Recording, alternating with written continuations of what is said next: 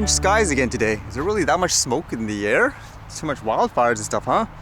And I guess in terms of smoke in the air, apparently there was a lot of news today everywhere about kamikaze drones or something like that, or bombs going everywhere in places like Ukraine.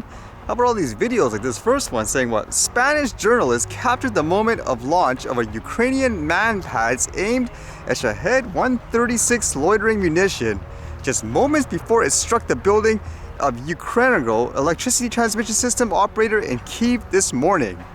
And a bunch of other different videos too, like this one saying central train station in Kyiv may have been bonked. Drone storm in Kyiv, 22 explosions since morning. Air defense not working. I guess they're not prepared for the attack per se. And you can see a bunch of other videos and other reports. And at the same time, to show that they're not prepared for this, there were some videos like these ones posted here where it was police officers or something like that just trying to shoot down these drones. Like, according to this video, apparently they did. You can see this, it almost sounds like straight out of a video game or something like that.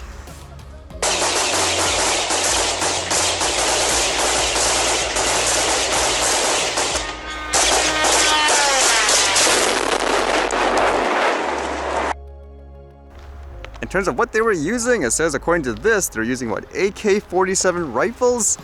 Imagine that, just having a full out, I guess, war with drones and all that. In this case, just blowing various sites for whatever reason. At the same time, like they say, they're not prepared for it with their weapons, or their security system just doesn't seem to be working, I guess. Is this gonna create an official, I guess, quote, World War III? They've been saying it since the beginning, but this looks like it's getting really serious.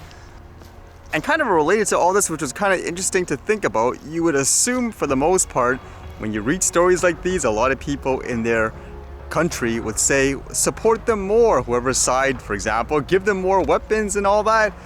And apparently in Europe, there's huge protests where people are upset about the fact because of the war, things like energy prices are going to skyrocket and all that. But I thought it was kind of interesting, which they imply is kind of true.